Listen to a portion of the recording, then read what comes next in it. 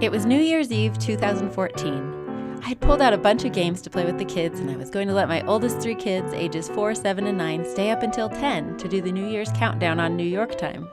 I bought snacks for a fun, cozy night in. I had high expectations. Gosh darn it, we were going to ring in this new year with some wholesome family fun. I had just forgotten a few important things. Number 1, my kids got cranky at night. Number 2, when said children got cranky, they picked on each other mercilessly. And 3, all of this made my husband and I also cranky and impatient. When the Rummikub game dissolved into a full-on WWE match, I called it. Spanked them all soundly and sent them to bed. Just kidding, we didn't spank them, but we did send them to bed, in the case of at least one kicking and screaming. We collapsed on the couch, exhausted. After a bit, I went up to check on the kids. And that's when I realized I had made a strategic error that holiday season.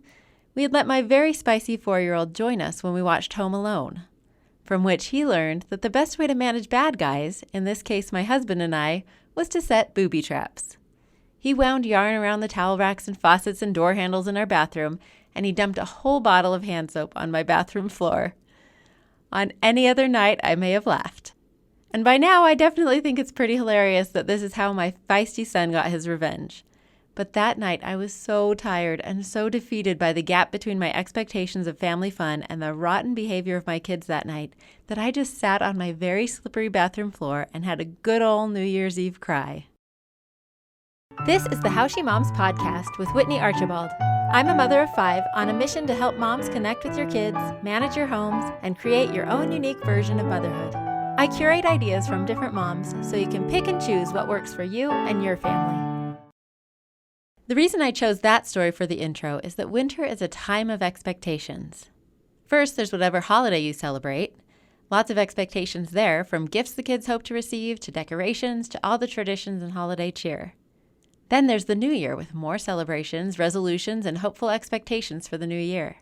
In this episode, we'll talk a bit about these seasonal expectations and the expectations we set when we try new experiments in our homes. Then I'll update you on some of the parenting experiments we've been trying lately, including the worst part of parenting, having to enforce tough consequences. And finally, I'll talk about a new podcasting experiment I just started. I love creating these quarterly experiment episodes because they give me a chance to really evaluate what we're doing every quarter and figure out what's working and what's not. Your experiments won't be the same as mine, but hopefully mine will spark ideas for your own family. My friend Paula Jellings got me thinking even more about expectations when she posted some lovely thoughts at the beginning of the year. Paula is a mother of 6 and is a true mom philosopher. This January, she was gearing up for the new year like she usually does, setting family and personal goals and choosing a word for the year. She took a fun family picture to go along with an Instagram post all about these goals. But then a friend sent her this quote from Leah McDermott, who posts on Instagram at Your Natural Learner. Leah says, "There's a reason so many resolutions fail in the first weeks of the new year. It's not because we don't care or don't try hard enough or don't set specific types of goals. It's because it doesn't make sense for our bodies and for our nature. The dead of winter is simply not the time to start something new, to change habits drastically, or separate big intentions for transformation. Look at the world around you. All of nature is in a phase of hibernation, dormancy, rest, and connection.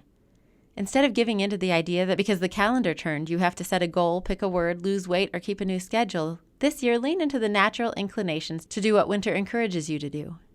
Rest, ease, peace, declutter, release, connect. Prepare your mind, body, home, relationships, and self for transformation and goal setting when the natural inclination is at its peak, at the welcoming of spring, when welcoming in new things feels more aligned. Lean into the hibernation stage. Release things you don't need. Eat the extra calories. Plant a garden. Cleanse and declutter your home. Connect with your children. Read and be cozy. Journal, paint, draw, bake. Go inward." Whoa. As a planner and goal setter, this blew my mind, but it makes so much sense for me.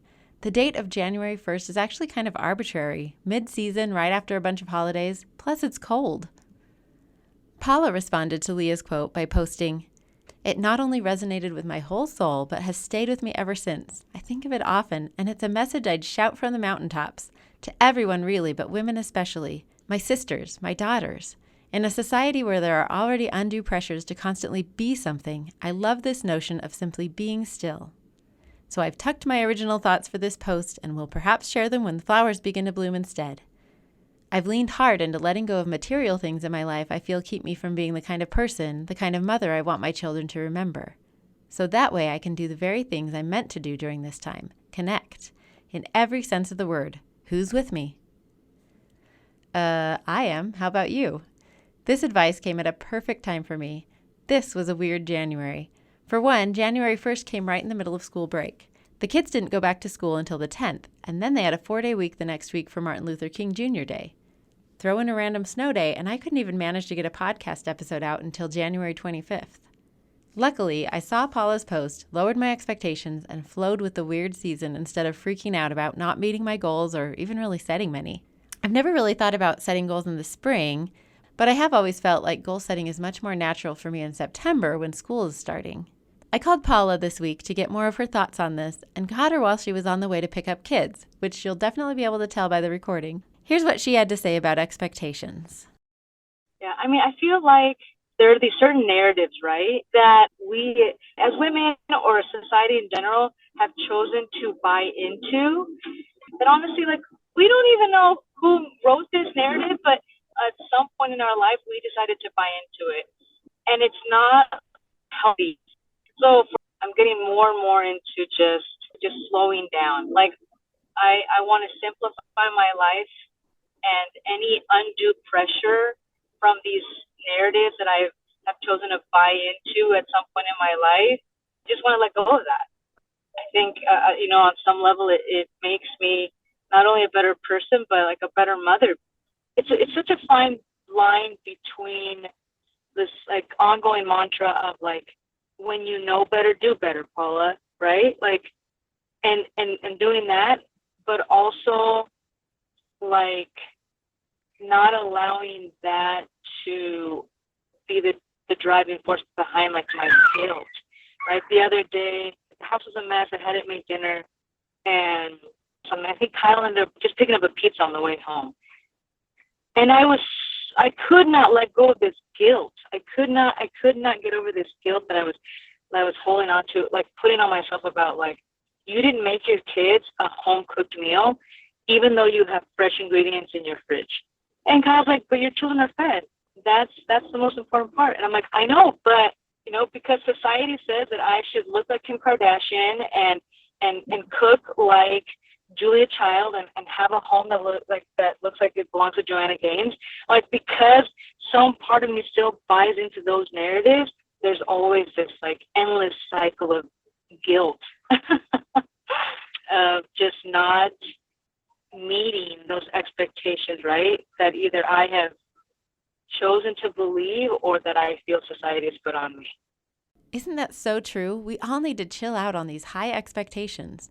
The tricky thing is we still want to have goals and do awesome things. I'm not trying to say we should just give up, but we just need some reality checks sometimes to make sure we choose the expectations we set instead of defaulting to whatever we or someone else thinks we should be doing, instead of what is actually best for us and our families. And then when our expectations are not met, either because of us or anyone else, we have to make adjustments. One of the main times I set high expectations is for family meetings or discussions. I get these big ideas of things I want to teach or discuss with my kids, and I picture these kumbaya love fests where we talk and laugh and make major breakthroughs. The first one that comes to mind this season is an idea I mentioned in the last experiments episode. Before Christmas, I had this idea of an It's the Thought That Counts gift exchange where we would all think about what gifts we would buy each other if money and practicality were no object. I thought it would get the kids really thinking about what would delight their siblings and get them in the mood for giving rather than receiving. Plus, it could be fun. So I had high expectations for this little family meeting, but then we kept just not having time for it. It was December after all, so one Sunday we had particularly nice weather and we had to decide to finally have this pretend gift exchange or go for a walk. Or I could change my expectations from this cozy fireside chat about gifts to a conversation during our walk. So that's what we did. It wasn't this big event like I pictured. It may not end up being a formal tradition that we do every year, but it was a great conversation on our walk, brainstorming some fun and outlandish gift ideas like pet monkeys and even monkey butlers, awesome concert tickets, and exotic vacations. A similar thing happened when I came up with a bunch of discussion ideas for our holiday road trip to Utah. One of those ideas was to make lists of our favorite media from the year, movies, books, music, TV shows, and pick the winner in each category. Then I went even bigger, as I tend to do, and suggested that my siblings all do it too, and then we'd have a Zoom award night like our own Oscars. Well, it started to fall a little flat when we honestly couldn't think of many good movies we had watched over the year, and we hadn't really watched the same TV shows, so it was hard to vote on a favorite. We came up with a half-hearted list anyway, and we did end up having a Zoom call to share favorites with my siblings. It was kind of fun, but again, not as fun as I imagined. I wouldn't call any of these discussions failures, but they were definitely failures when compared to the discussions I imagined, my high expectations. The discussion that went better is one we've done before, where I asked the kids to write a really braggy family Christmas letter for the upcoming year. We imagine all the things we will accomplish. Some were sports and music related, winning all the competitions and amazing concert performances. Some were grand adventures and vacations. My third son, Abel, cures cancer every year in this imaginary letter. I really like this approach to goal setting because aside from the hyperbole, it helps the kids think about what matters most to them for the year, but in a more lighthearted way. I got the idea from a TED Talk I watched years ago, and now I can't remember who gave the talk, but I highly recommend this discussion. I'm working on a whole episode about family meetings, so I would love to hear about the formal and informal discussions you have with your family, either all together or one-on-one. Email me at whitney@howshemoms if you have any ideas or experiments to share. Another big opportunity for high expectations is just the whole month of December. December always feels like one big experiment to me. What traditions do we keep? Which ones have we just outgrown? And every gift is really an experiment. I'll talk to you about the gifts we ended up getting the kids this Christmas toward the end of the episode, so you don't have to listen if you don't care. But if you're like me and like to get gift ideas from other parents, you can stick around. Christmas is a long way off, but we've got plenty of gifts to give in the meantime for birthdays, etc. We've gotten some of our best ideas by copying other parents, so I thought I'd share. The next big category of expectations I want to talk about are the parenting expectations we set for ourselves. We've all heard this idea that once we know better, we should do better. Paula even referenced it earlier. It's often attributed to Maya Angelou, among other wise people. I agree in some ways, but I think we use it incorrectly most of the time, as kind of the antidote to hypocrisy, or even to call other people hypocrites. Like, you know better, so you should do better. By this definition, I'm one of the biggest hypocrites out there. I read all of these great parenting books, interview amazing moms and parenting experts. I'm fully immersed in the knowing better part. I know I should be a gentle, compassionate, logical, authoritative, positive parent with firm boundaries and connected relationships. But yikes, I mess up frequently on all of those fronts. And because of the knowledge I have really high expectations of myself.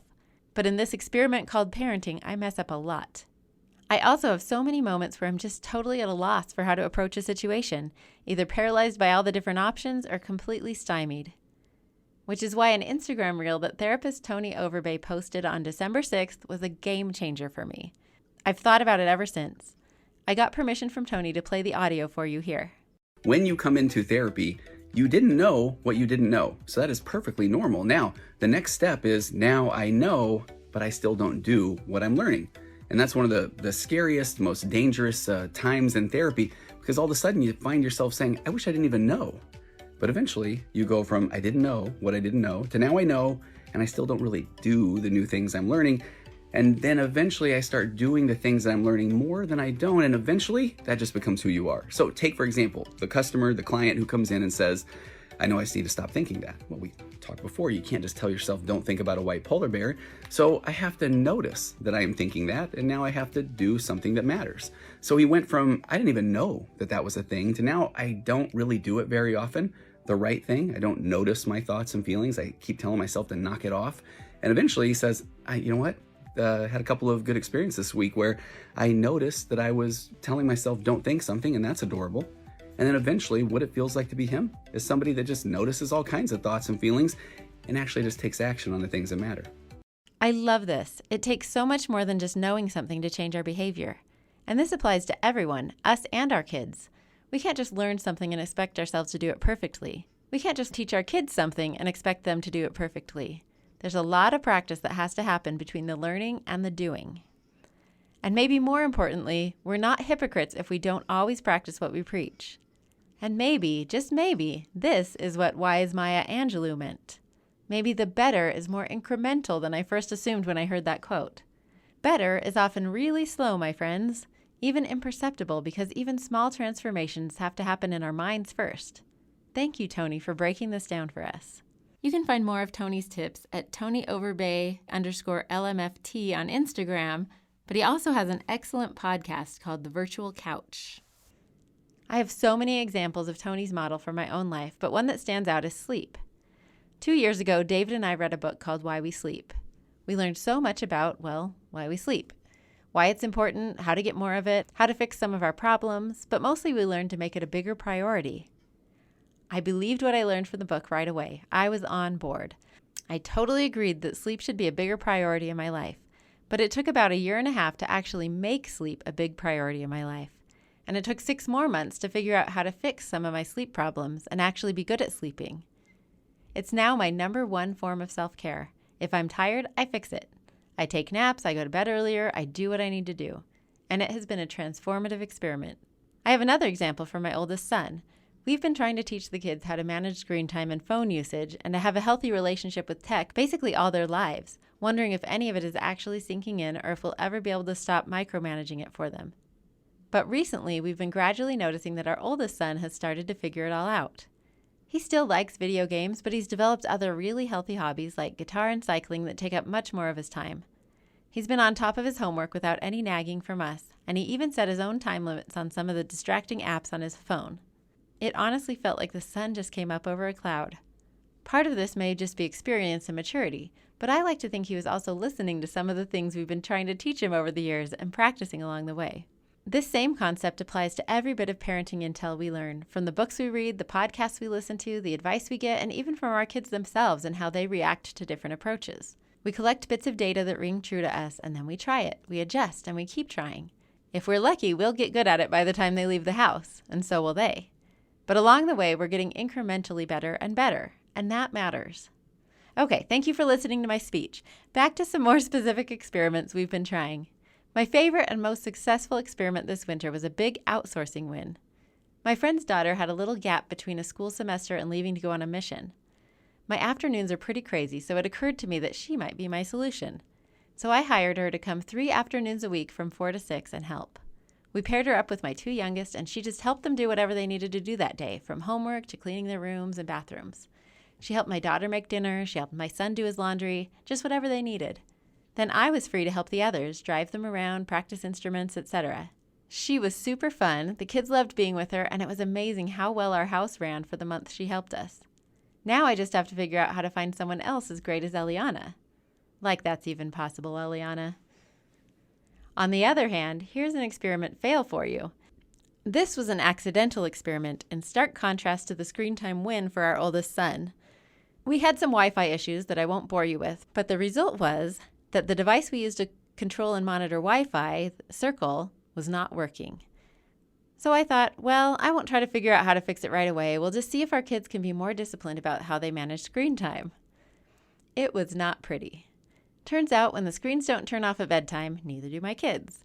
Since I can't be everywhere all the time and I'm often away at kids' activities in the afternoon and evening, there was a ridiculous amount of screen watching and lots of really bad habits, like kids watching TV in our bedroom while eating in our bed. And more importantly, grades even started to slip. You get the picture. So I finally made the time to figure out and fix the network problems, and I got Circle up and running again, so we can shut down devices at bedtime and other times you want to be screen-free. We also doubled down on making sure the kids actually turned in their phones at night, and there was an immediate improvement. Duh, why didn't I do that earlier? But it was actually quite interesting to check in and see where we were with self-control these days. I continue to give individual kids as much freedom as I feel like I can, so they're still learning how to manage their screen use. But the free-for-all we had was not pretty. Probably the experiment that was most fun is something I've tried once before 3 or 4 years ago: Valentine's dates. Since Valentine's Day happens around the 4-day weekend of President's Day, I used our time off to go on a fun one-on-one date with each kid. I kept our destinations a secret ahead of time and surprised them with something I thought each one would love. So I took my youngest to the Children's Museum, but I didn't realize how early it closes, so we had to pivot and go to the aquarium, which luckily is next door. We had a great time and got to go at his pace without bigger kids hurrying us along. Then I took my daughter to the roller rink for her first time and rediscovered that that place happens to be my comfort zone. First of all, it's basically a time warp. Same day glow carpet, same weird smell. They even still had a live DJ with games and limbo. We had so much fun skating to the music, and I'll have you know, I've still got it. In fact, a random 10-year-old even came up to me and said she likes my style. David and I both took our third son on separate shopping and lunch dates since it was his birthday. When I told that son, who also happens to be the son from the intro, about the dates, he just looked at me and said, "Well, won't that be awkward and boring with just two of us?" Spoiler alert, it wasn't awkward or boring. Our second son and I went to Meow Wolf since he was sick when we went as a family. If you don't know what Meow Wolf is, I can't really explain it to you except that it might be the weirdest art museum on earth. We had a great time exploring all the equal parts amazing and wackadoo art, and I think we pretty much figured out the storyline. My oldest son mostly worked and skied all weekend, so we took a different tack. Instead of taking him out somewhere, we reorganized his room together for several hours. We had some great conversations, it helped him out a lot, and it made his life more organized, so we're calling that a winter date too. Overall, the experiment was wildly successful. I feel so much more connected to my kids, we had so much fun together, and I'll try to do it again every year. It was just so nice to do something with them where the only agenda was to have fun. Well, besides the room cleaning anyway. But we take what we can get with these older teens. So I might as well go from the best to the worst experiment. The worst was one of those terrible parenting moments when you have to enforce consequences that break your heart. One of our sons was super excited to try out for an extracurricular activity for the next school year.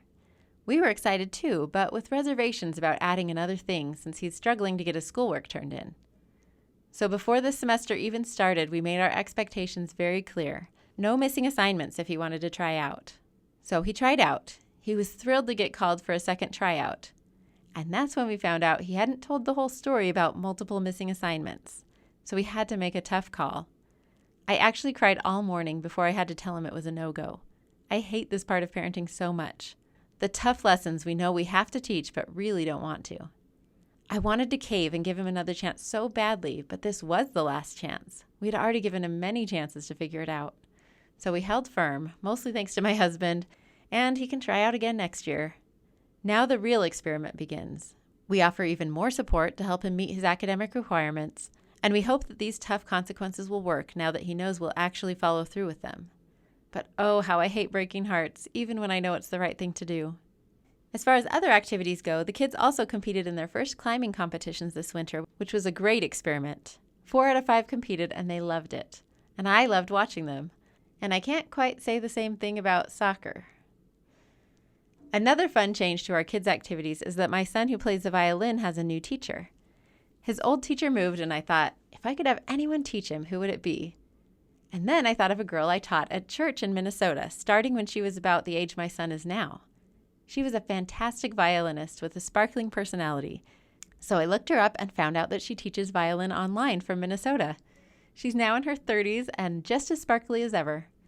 He loves her, and though he still doesn't practice much, those weekly lessons with Caitlin are making a big difference. Plus, I get to see her, and I actually enjoy paying her money. I love when things like that happen. I was a little hesitant about online lessons at first, but it's actually perfect for this kid because it's easy and we're never late. Plus, it's one fewer place for me to drive. On the housekeeping front, we've switched up how my boys clean their bathroom. 3 boys sharing a bathroom? You can imagine. We used to divvy up the jobs, one in charge of the toilet, one the sink and mirror, and one the floor, but it just never happened. They were always fighting about who made what mess and who didn't do their job, so I decided to rotate who was in charge of cleaning the whole bathroom. They're supposed to do it every week, but I give them up to 2 weeks and, let's face it, sometimes 3 to clean it before I swoop in. They're starting to clue into the fact that if they clean it the first week, it's a snap. The second week, it becomes a much bigger job, and if they don't clean it by the deadline, I clean it, and I'm expensive. I do a really thorough job, time myself, and charge them $24 an hour. It used to be $25, but $24 is easier to divide. And finally, my biggest personal experiment of the winter, going pro. I'll start at the beginning of the story. My husband and I went to dinner, as we do pretty much every Saturday night. We started talking about what we would do if we could change to any other career. I told him I couldn't really think of a career I would like better than podcasting, but that I always get tempted when I see job openings at Y Magazine, the alumni magazine at Brigham Young University. I interned there when I was a student, and it was my favorite place to work. So we decided to see if they had a podcast. And they didn't. That very night, I sent an email to the editor and asked if they'd ever thought about starting a podcast. Turns out they had been thinking about it for a while, but didn't really know how to go about it. So I spent a couple hours coming up with a pitch, and they decided to give it a try. 4 months and a lot of work later, I'm done with the first 3 episodes and starting on the next 6. It has been a dream to work with editors and a sound engineer and to have access to interviewing some really amazing people. And I've earned money by podcasting for the first time ever, so now I'm officially a professional podcaster. I'll keep doing How She Moms twice a month, and I have a couple of fun projects in the works for this podcast. But now I'm going to be able to take podcasting to the next level. I've already learned so much by doing this new one. I was just giddy after my first editorial meeting. I've really missed being on an editorial team. And far from feeling vulnerable and defensive when they edited my episode drafts, I loved getting feedback and they made the episodes so much better. The whole process was just so cool. The pieces fell into place and I just felt like it was meant to be. It's definitely been busy to juggle 2 podcasts, but I just adore it. If you want to check this new podcast out, the first episode comes out next week, March 16th. It's called the Y Magazine Podcast, and I think you'll really like the first episode. I interviewed 4 different professors about the classes they teach about happiness and creating a meaningful life. They gave some insightful advice about designing your life and suggested some great positive psychology practices. For the last part of the podcast, as promised, I'll share the gifts we got the kids, plus some book recommendations. I happen to take bedtime read-aloud selections very seriously. Each book is actually a new experiment. Which books will they love? Which won't they love? So I'll let you know what we've been reading together this winter. And maybe that will become a regular part of these experiment episodes. This year, our big Christmas present to our oldest son was his senior trip. David and I have decided we'd like to start traveling a bit more, and since we're going to have a steady stream of seniors, we'll plan a big trip every 2 years with each of them. We decided to give them some input about where we go. He really wants to see Switzerland, but we also wanted to start crossing things off our own bucket lists as well. So this July, we're heading to Mont Blanc, the highest peak in Europe, where we'll trek around the mountain through France, Switzerland, and Italy. We're going to hike about 6 to 8 hours a day and stay in little mountain hotels along the way. We're so excited to have this adventure and also this time together before he leaves us. We decided that the best time to do senior trips would be the summer before our kids start their senior year because it seems like the summer after will be a whirlwind, preparing for colleges or missions or whatever else they end up doing. They'll probably just want to peace out already. Anyway, back to Christmas gifts. We got him some trekking poles and started pumping him up for the trip. We also got him a poster for one of his favorite musicians, so that was a fun surprise that wasn't 7 months away. Ironically, Miles, our second, is the hardest to shop for because he's the easiest to please. He doesn't come to us with big lists each year, and he's always grateful for what he gets, which actually makes us feel pressure to get him something great. This year, David had the great idea of getting him a melodica, one of those keyboards you blow into. It hit the spot. He was thrilled and uses it all the time. His birthday comes 6 days later, so we also got him tickets to see Les Miserables. We nailed it, if I do say so myself. Abel knew exactly what he wanted, a skateboard and AirPods. Easy, and he uses them both every day. A couple of months later, he also knew exactly what he wanted for his birthday, Crocs and a beanbag chair. Done. Claire also knew what she desperately wanted, a set of stick-on mustaches. And for some reason, she was really worried that we wouldn't follow through on this, so she reminded us daily. And don't you worry, we pulled through for her. She actually uses them all the time to make movies, wait on us with a French accent when she sets up a lunchtime cafe and cooks for us, and when she just wants to walk around and say, "Hi, I'm Mario." She also wanted a beanbag chair, and we delivered there too. What she and I didn't expect was that one of her favorite gifts ended up being some yarn and a book with instructions for crocheting stuffed animals. She's only 10, but she's actually really good at it. She loves it, and she's made such cute animals. She can't get enough. The other thing that surprised me is how fun it would be to do together. I've talked many times on this podcast about how crafts are just not really my thing. Well, I'm coming to think that they just weren't my thing when I had young kids. I was actually a ridiculously crafty teenager, sewing, embroidery, crocheting, needlepoint, beading. I was always making stuff. Then I got busy with college and work and kids and didn't do anything crafty for years. It was just too much to have any projects going. It added to the chaos and mental load. Just no. But now that my kids are getting older and want to learn these things, and they're not sticking everything in their mouths, I realized I've still got some latent skills, and it's a really fun way to spend time together. Who knew? It's a good reminder not to pigeonhole ourselves. I guess I should have been adding the word yet, or anymore, or at least not right now, when I declared that I wasn't a crafty person. However long it lasts, I'm enjoying these joint crocheting projects as much as she is. Another thing that fits in this category is puzzles. I thought I hated them because every time I would sit down to do one over the holidays or something, I felt like I was wasting time and should be doing something else.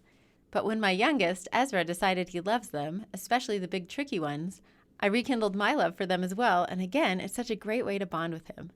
I feel like this is another thing that was time dependent because trying to have a puzzle out with babies and toddlers is ridiculous. I guess I just had to wait for the youngest child to age into them. We've been having a lovely time bonding over puzzles. He got 2 for Christmas, and they're just ongoing on the coffee table. Such a great conduit for easy conversation. I guess the thing I learned most about these 2 experiments is to never write off past hobbies completely, even if you think you hate them now. They might come around again when you're in a different stage. The other thing we got for our 7-year-old is a microscope. He's loved gathering rocks and other random samples to look at under magnification. And finally, the books. Claire and I started reading Little Women this winter.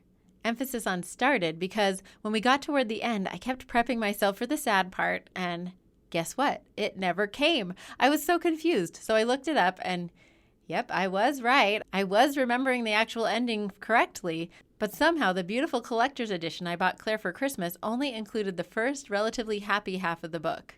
It didn't say part 1 anywhere, or in any way to indicate that it wasn't the whole book. So beware. Anyway, we just decided to watch the movie to see how it ended. Claire really liked both the book and the movie, and it was fun for me to revisit too. I don't think I'd read it to anyone younger than 10, though. Just lots of big words and more complicated themes. Then we moved on to one of my absolute favorites, The We Free Men. It's a hilarious story of a witch named Tiffany who's assisted by little blue men with Scottish accents. It's written by the master Terry Pratchett.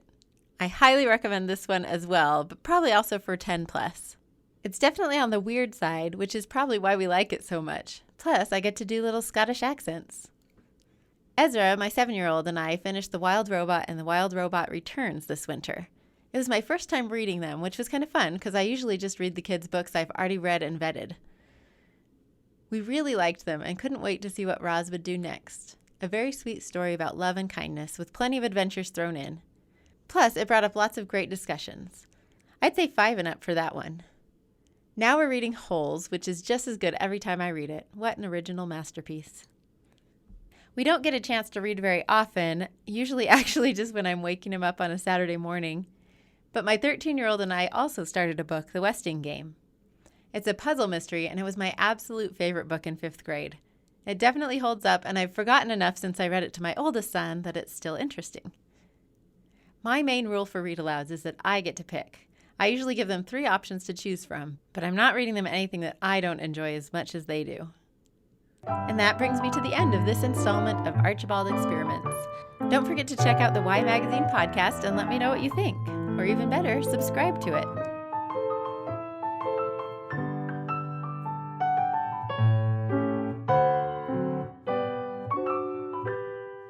Thank you so much for listening to the How She Moms podcast and for being part of this community.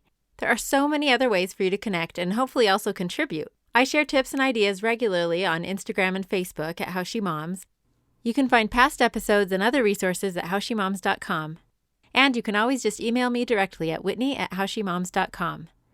Special thanks to my own wonderful mom, Susan Singley, for recording my theme music. She played this song all the time when I was growing up, and to me, it's the soundtrack of motherhood.